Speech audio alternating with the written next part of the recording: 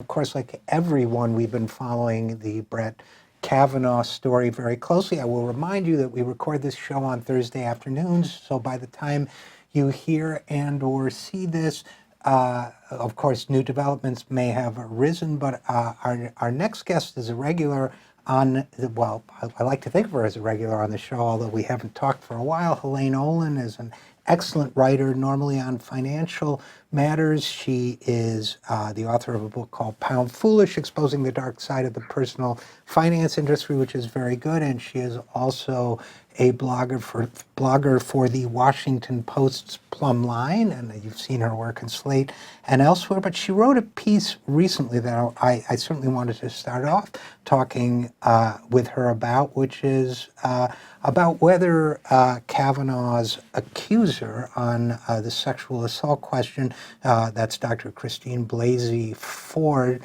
should have come forward sooner. So without further ado, Helaine Olen, thanks for coming back on the program. Thank you for having me on.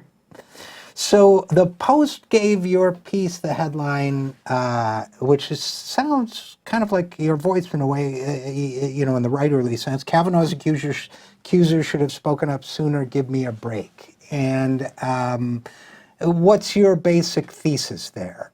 Well, I should say this started on Sunday as I just let some thoughts loose on Twitter about it. And in the weird way, things sometimes take off on Twitter. The next thing I knew, I'd been retweeted several thousand times in a few hours. I basically went back to the 1980s. Kavanaugh and I are pretty close to the same age, I'm also very close to the same age as Christine Blasey Ford. And I was sort of infuriated by this, idea that was coming out of Republican circles of why didn't she say something when it happened? Why did it take her till now to speak up? And that was said by somebody who was at best, oblivious to what the 1980s was like and more likely disingenuous, right? The 1980s, we barely knew what the concept of acquaintance or date rape was. I mean, that somebody would have complained about it was almost ludicrous. It wouldn't have even been understood. It would have been understood as bad behavior, but it wouldn't have been understood as a crime. And more to the point, the woman would have almost certainly been blamed for it. And that anybody would have expected her to have come forward and said, oh my God, I was attacked at this party, was just ludicrous. I couldn't believe that anybody was saying that in all seriousness. Yeah, that's one of the things. First of all, I saw your tweets about it, and then I saw and I was thinking of inviting you on just about the tweets, and then saw the piece elaborating on your thoughts about it. I think this notion, which of course, as you point out, is often cynically deployed by conservatives in situations like this. But this notion that, well, if she was attacked, why didn't she come forward? Those of us who remember the 80s, and some of us earlier than the 80s, the 70s, the culture was so different then. The notion that we didn't even define sexual assault the way we define it now. We were really so uneducated as a culture about these things. Don't you think that's true? Oh, it was almost a joke. I mean, you would go into movies, and I pointed to 16 Candles in both the essay and my Twitter thread, which, featured jokes about basically trading somebody's girlfriend for, which, was probably potentially borderline, acquaintance, rape. Molly Ringwald certainly went back and revisited it this year in an essay and all but said it, and then actually called up the actress who played the girl, who said, oh no, she's responsible. She was drinking too. I mean, so to give you some idea of what it was like. But then when I tweeted that, people immediately began to barrage me with, apparently it had been a joke on the Golden Girls, and it apparently had been in other movies. Porky's which I'd totally forgotten, has a whole subplot that is essentially acquaintance rape, and so on, and in popular music, and you could just, go on. And then I tweeted back at somebody at some point and remembered all the romance novels that were popular in the 1970s and 1980s, which featured these scenes by the dozens. I mean, these things were presented as a joke, as romantic, as this is how men are. And, if this happens, you deserved it in some fashion, or you take blame for it. But in no sense did somebody say, gee, this is, completely and utterly wrong. It shouldn't happen. And it's a crime. And when you go back and you look at the history of it, the idea of acquaintance rape really hadn't even emerged out of anywhere other than radical feminist circles till around the mid 1980s. And what eventually happens is a professor at the University of Arizona does a study of college students and finds then her take that 1 in 5 have been the victims of an acquaintance rape. This research is controversial to this day, I should say that. But what blew her away even more than that was that most of them didn't even define what had happened to them as an assault. They just thought this was kind of bad sex, right? But that's how it was. Like, this wasn't particularly surprising to anybody at the time. And then, the concept kind of builds from there over the next couple of decades, very, very, very slowly. And as we all know from various Me Too scandals, far from perfectly. It's, still a fairly active idea out there. But I would say that, I'd say the last thing I'll say is the one difference I will say really that is consistent though between then and now is that most people would at least feel that something was wrong, and if they wouldn't try to report it, there'd be some mechanism for reporting it. How serious it would be taken from there is still, really questionable. But the whole idea that process could have even begun in the mid 1980s or the early 1980s it simply did not exist. And I would say that is a huge difference that needs to be made very clear.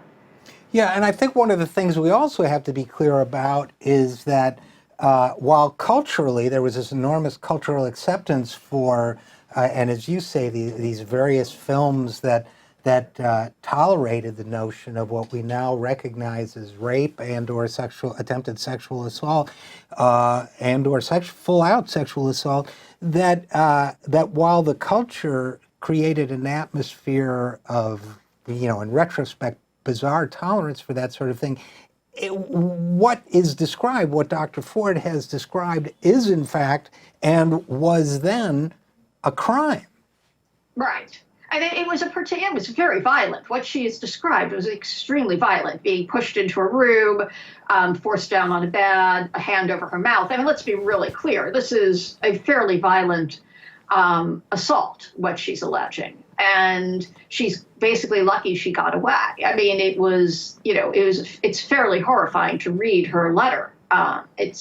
The articles about it really don't quite convey it, which I think also probably says something to this day about how we still don't totally want to process this.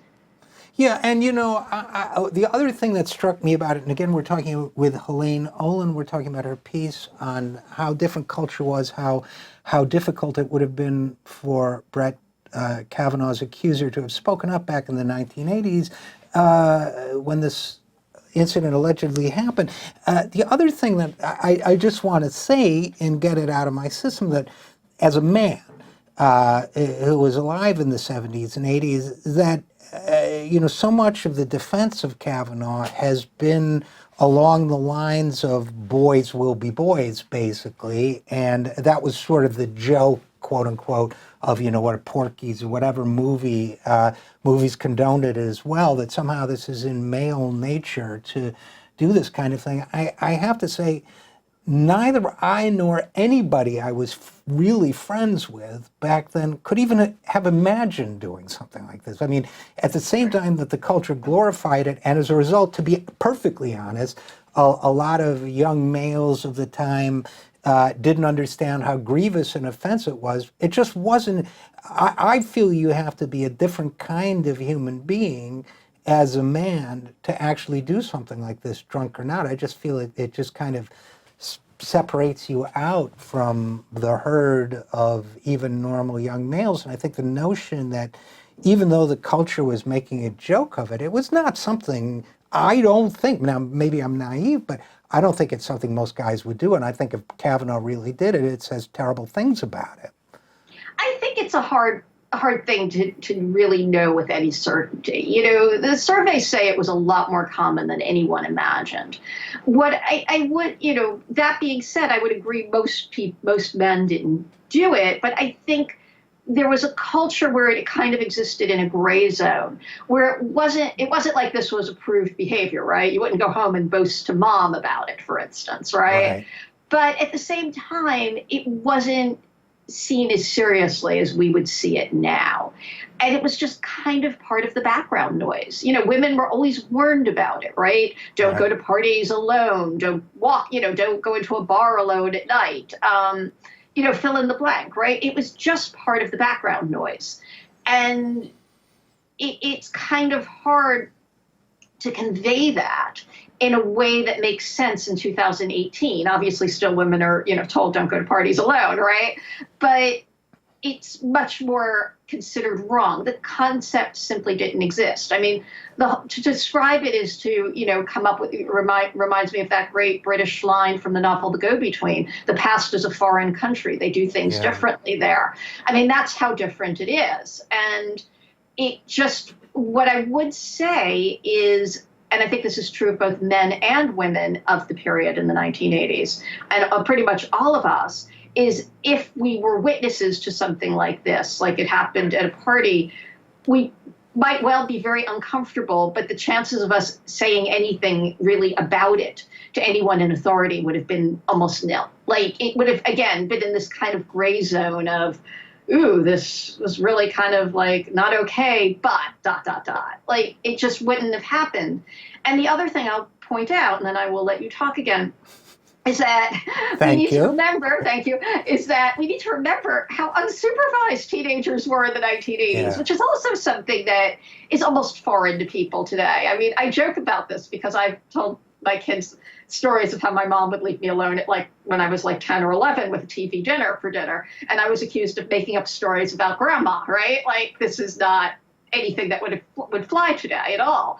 And that was just common, right? But a bigger point is that teenagers were all but unpatrolled. These drinking parties were constant. There were no adults around. You were just assumed you would take care of yourself. Yeah, I think that's right, and I think I also think you're right about how other teens would have reacted to it at the time. You know, that well, I think you used the word icky. But if not, that yeah, you know, but no, but we wouldn't have thought. Certainly in my day, which was a little before your. Two, we wouldn't have thought, well, you know, a crime was committed, a grave offense has been happened here. It's just like it would be filed under like stupid, creepy stuff that some guys do, especially when they're drinking. And I mean, thank God we've changed and we've educated ourselves. But to go back retrospectively, I mean, let's play out the scenario. It's the 1980s. What would have happened? I don't think it would have occurred to virtually anyone to report an incident like that in the culture where it took place. But, you know, let's play out the scenario. I mean, okay, so someone like Christine Blasey, as she was then, goes and tells somebody in authority about this. What are they going to say? Well, nothing happened. You know, that's going to be there. You got out, you know, they didn't assault. You were scared. Okay, let this be a lesson to you. Don't drink. What were you wearing? Right. Don't go and why were you there anyway? Right. It was just different. It was just flat out a different world in that way. So what should we take from that in terms of, as you say, it was a strange time compared to today's standards. Parents were all but absent, giving their children a measure of autonomy now unimaginable, which, by the way, in some contexts, I think was better. You know, I mean, I don't... I would agree with you about a lot of it, by the way. Yeah, and you know, the excellent sentence, the greater culture celebrated sex, but girls were still judged harshly for it. And I think, you know, I wonder to what extent the bemused tolerance of this kind of behavior comes from that. It was kind of like, I do think the belief back then was that sex was something you had to somehow persuade or pressure or manipulate girls into doing if you were a boy, that it was not something that a young woman would would choose of her own volition. So then if you watch the movies and popular culture of the time, they're even much broader even of how you're going to persuade. It was always the boy is persuading the girl, as opposed. And right, and if you enjoyed it, you were a slut, right? It was, to use a modern term, there was a lot of slut shaming going on. Right, right. And among guys, I will tell you that the prevailing culture of the time was if you were shy, if you were like sort of intellectually inclined and maybe a little nerdy, and I'm not saying I'm describing anybody I know, but, if you were sort of more, not socially aggressive or whatever, assertive, and that translated into your dating life, then the message that your culture, your society, your school, your friends gave to you as a guy was, we're a little bit of a loser. If you weren't scoring on a regular basis or frequently with a broad variety of young women, then you were inferior. So in a way, these guys who did these overly aggressive things, perhaps not as far as Kavanaugh is accused of doing, but in a way, these guys who were aggressive and pushy were actually, in a weird way, in a high school culture, celebrated. Do you know what I'm talking about? Yeah, I think that's still somewhat true today. I mean, I don't want to oversell how much the world has changed. I mean, I think that still goes on. I mean, Elizabeth Bruenig wrote my colleague at the Washington Post wrote an enormously powerful piece about an incident that occurred in her high school 10 years ago, and in Texas, so 2006, 2007, where a girl came forward to allege an acquaintance rape and was basically drummed out of the school. I mean, with, the townspeople turning against her and everything. So, I mean, I don't want to oversell how much it's changed. But again, the difference being it at least occurred to her to report it, right? She understood that it was wrong. It was what happened to her was wrong. And that young woman in Elizabeth Brunig's story was raped. She was flat out raped. And which raises another important point when we talk about all of this, which is we don't really live in one culture anymore to the extent that we did, I would argue, in the 80s or 70s or 60s. Right. We have multiple cultures, and what is now commonly accepted young people behavior in Maryland or DC or New York or Los Angeles or San Francisco is very different from what might be commonly accepted behavior in Arlington, Texas or elsewhere. So you also have the situation where I think, for example, of the stories of Trump's sexual misbehavior during the election, I'll always remember one woman who, when asked why she was still going to vote for Trump after all of this came out, one of the things she said in her response was, "It's just man talk." And that always stuck with me, that, he's just bragging, it's just man talk. And so that's not gone. That's not dead. It still lives. So I think some people are very cynically, some right-wingers are very cynically manipulating this situation for their own benefit. But I think other people literally don't understand what the problem is. Right, I would agree with that. And it's, it's hard to convince somebody who doesn't want to take something seriously to take it seriously, right? And I think that's some of what's going on here, too. It's not in Republicans' interest to take the accusations against Kavanaugh seriously. Yeah, I think that's absolutely right. And by the way, before we leave the subject of Brett Kavanaugh, I do want to remind our listeners that, one, that we are recording this on Thursday in case anything dramatic happens with Brett Kavanaugh in the meantime.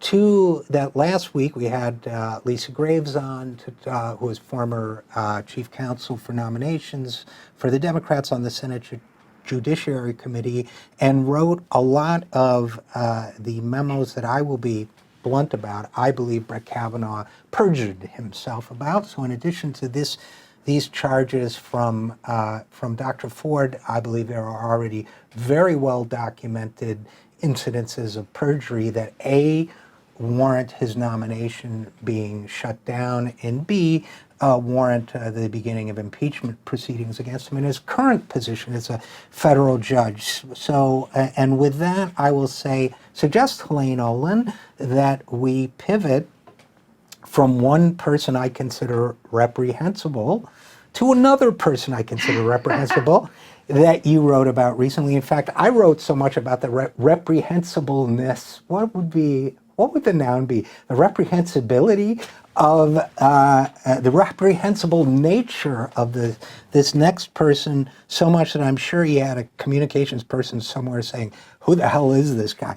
But I haven't written about him lately, and you have, and I'm glad, because this quote really bugged me. I'm speaking, of course, of J.P. Morgan Chase CEO, Jamie Dimon. In his tenure as J.P. Morgan Chase CEO, I believe he has led the financially largest organized crime ring in modern American history, based on the number of documented frauds and other violations of the law that have taken place during Jamie's tenure there. That is just my statement on Jamie Dimon. But you wrote a piece I enjoyed with the headline, "Please run for president. Jamie Dimon, this liberal Democrat, is begging." So let's talk about Jamie Dimon. What did my old friend Jamie have to say? I have to say, a huge number of readers did not get that headline was sarcastic. So I just have to put that out there. Well, they should have read a paragraph or two.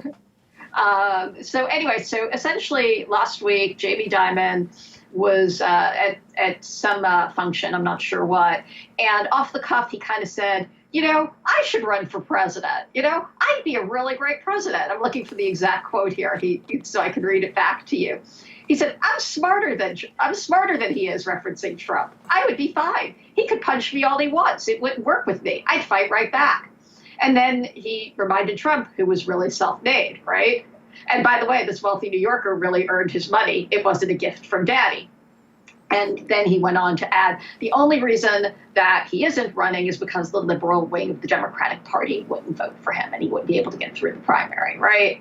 And the internet went insane, and within an hour he had backtracked. Donald Trump jumped in and badmouthed him too, for good measure. And he said, I shouldn't have said it.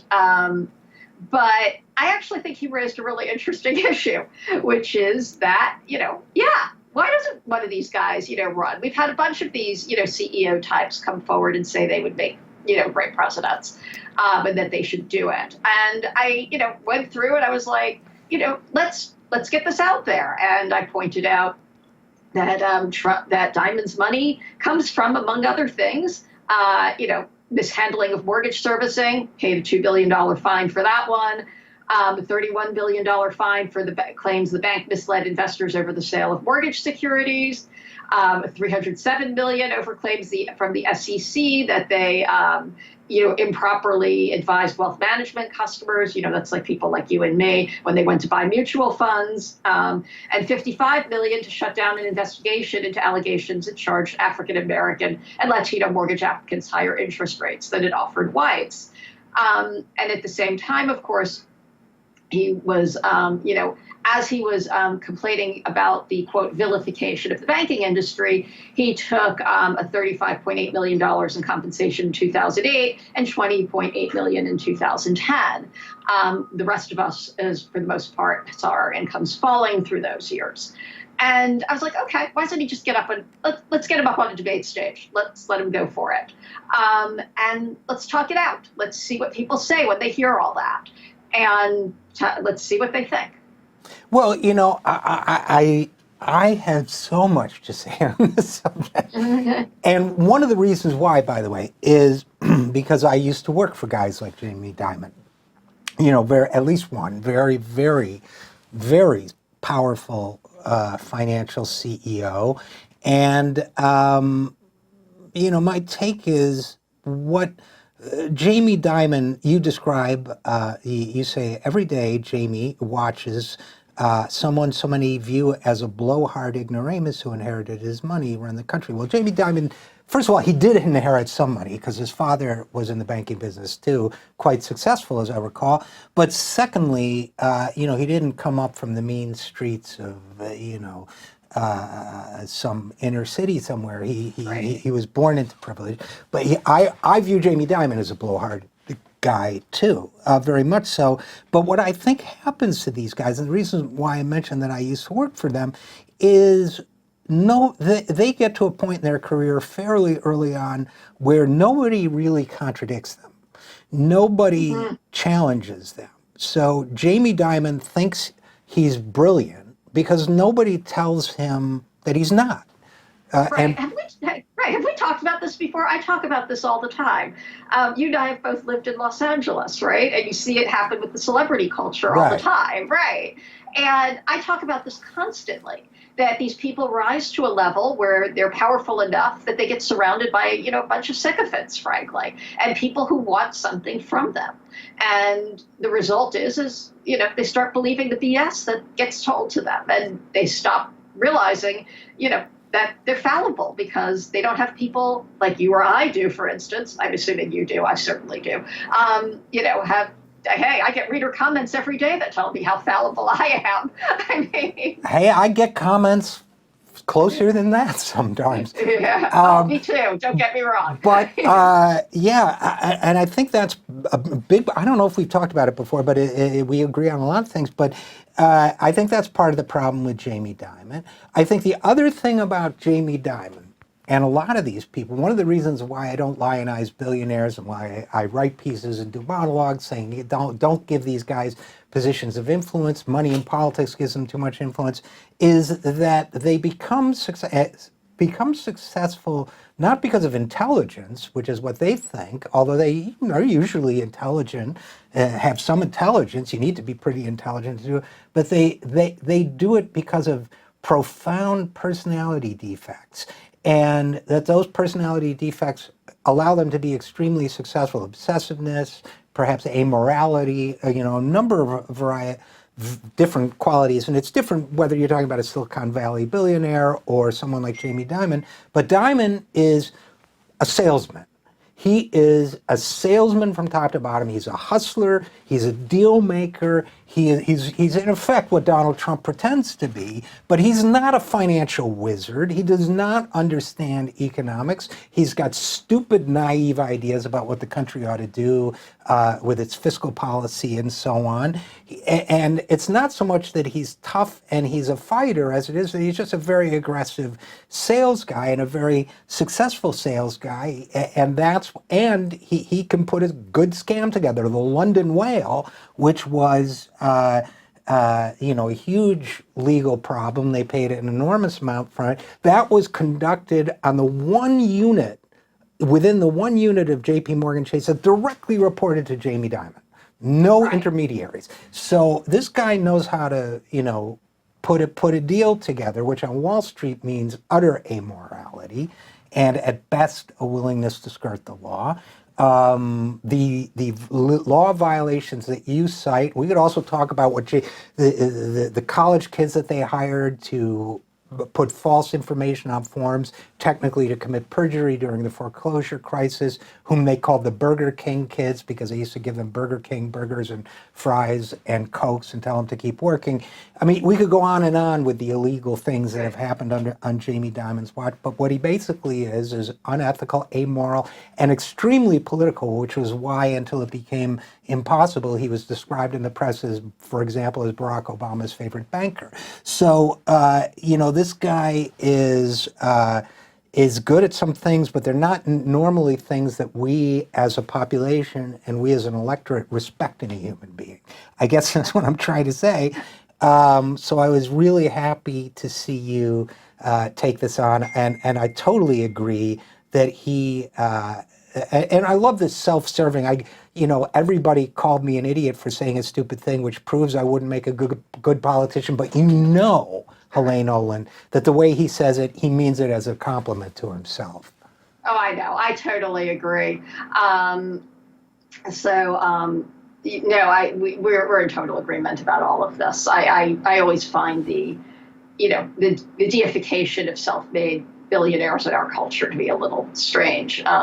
Most of these people are, at best, very unusual, shall we say, and at worst, what you describe, and tend to be more along the lines of what you described for the most part. I would absolutely agree with that. Yeah, and I guess I would conclude by saying, you mentioned other chief executives who would love to, or say they would love to get in the ring with Trump. First of all, and we don't even have time because we're going to have to wrap up, but running a company is almost a diametric opposite of being leader of a democratic country, or ostensibly. Yeah, I've written a lot about that too, and I'll talk about that for 1 second before we go, because I have to go. Is that corporations are not democracies; they're authoritarian, right? It's top-down Right. Top-down rule, and democracies are not like that. Democracies are bringing different stakeholders together. People like to pretend that's what corporations are doing, because in theory you're supposed to be consulting with your board, and a good boss, takes into account all stakeholders. But in fact, that's rarely what goes on. Most boards, completely rubber stamp what the CEO wants, including the outrageous pay, most notably the outrageous pay, and it's just a different style. There's no real checks in the way there is a check in a democracy or in government. And I think the claimed desire for a business leader to come forward is partly people don't realize this, right? I think people really don't think it through the way maybe you or I think it through a lot, right? They just sort of see these guys celebrated, and they're almost all men, celebrated in the culture as these great leaders. And hey, they look confident, right? And how much are you really paying attention to it? And also, there is kind of an authoritarian whiff to the whole thing that you can't totally escape. The idea that, democracy is a messy business. Maybe we're better off without it. Maybe we do need a strong man for a few years. And I think people don't really want to acknowledge that, right? That's a really awful thing to say. And so these business leaders kind of become the next best thing. They know what they're doing. We'll just trust them. And you would never say that about a politician because it's so obvious that politics works in a different way. Yeah, I agree with all of that, and unfortunately we're going to have to leave it there, except I am going to say that corporate accounting is not the same as running a democracy that issues its own sovereign currency that happens to be the one that the entire global economy is pegged to, but I had to throw that in before we go. So Helaine Olen, as always, great to talk to you, great writing, and thanks for coming on the program. And thank you for having me on.